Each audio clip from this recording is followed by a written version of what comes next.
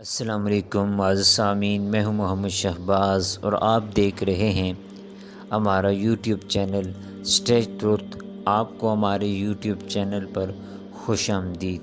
معزز سامعین، میں حاضر ہوا ہوں ایک نئی ویڈیو کے ساتھ، جس میں ہمارا آج کا موضوع ہے سیرت طیبہ۔ سیرت کے لغوی معنی راستہ، طریقہ اور نمونہ کے ہیں۔ سیرت سے مراد وہ راستے اور طریقے ہیں جو رسول اللہ صلی اللہ علیہ وسلم نے اپنی حیات مبارکہ میں اپنائے اور اختیار کیے۔ اس میں آپ کی زندگی کے تمام شعبے آ جاتے ہیں۔ آپ صلی اللہ علیہ وسلم کے اختیار کیے ہوئے تمام کام اور راستے امت کے لیے سنت ہیں، جن پر عمل کرنا امت کے لیے ضروری ہے۔ طیبہ کے معنی ہیں پاک، یعنی حضور اکرم صلی اللہ علیہ وسلم کے پاک راستے اور طریقے۔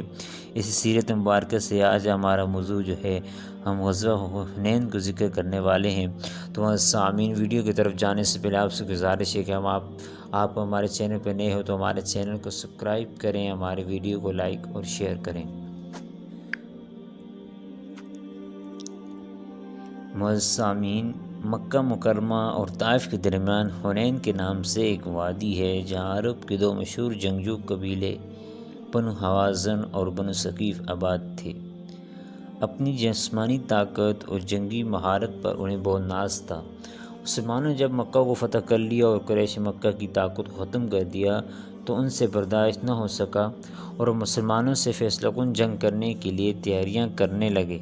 حضور اکرم صلی اللہ علیہ وسلم کو ان کی جنگی تیاری اور نقل و حرکت کا علم ہوا تو آپ نے تحقیقات کے لیے حضرت عبداللہ بن ابی حدرو رضی اللہ تعالی عنہ کو بھیجا۔ جب بنو حوازن اور بنو ثقیف کے ناپاک ارادوں کی تصدیق ہو گئی تو آپ نے ان کے خلاف کارروائی کرنے کا فیصلہ کیا۔ قبائل بنو حوازن اور بنو ثقیف حنین کے قریب وادی اوتاس میں خیمہ ہوئے۔ فتح مکہ کے بعد حضور اکرم صلی اللہ علیہ وسلم 12,000 کا لشکر لے کر 18 ہجری کو مکہ مکرمہ سے روانہ ہوئے۔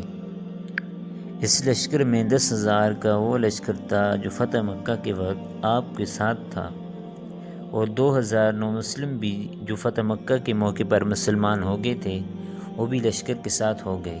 یہ پہلا موقع تھا جس میں مسلمانوں کی اتنی بڑی تعداد تھی، اس لیے کچھ مسلمان لوگوں کے لبوں پر بساختہ یہ بات آ گئی کہ جب ہم تھوڑے ہوتے تھے تب بھی ہم کامیاب ہوتے تھے، اب تمہاری تعداد بھی زیادہ ہے، اس لیے اس جنگ میں ہماری جیت یقینی ہوگی۔ یہ الفاظ اللہ تعالیٰ پر توکل اور بھروسہ کے خلاف تھے۔ اس کی وجہ سے کچھ دیر کے لیے مسلمان اللہ تعالیٰ کی مدد نصرت سے محروم ہو گئے۔ اس سلسلے میں قرآن مجید میں ارشاد باری تعالیٰ ہے، اللہ تعالیٰ نے بہت سے موقعوں پر تم کو مدد دی ہے، اور حنین کے دن جب تم کو اپنی کثرت پر غرور تھا اور تمہارے کچھ کام بھی نہ آئی، اور زمین باوجود فراخی کے تم پر تنگ ہو گئی، پھر تم پیٹھ پھیر کر پھر گئے، پھر اللہ نے اپنے پیغمبر پر مومنوں پر اپنی طرف سے تسکین نازل فرمائی، اور لشکر جو تمہیں نظر نہیں آئے تھے اتارے، اور کافروں کو عذاب دیا، اور کفر کرنے والوں کی یہی سزا ہے۔ سورۃ توبہ آیت 25-26۔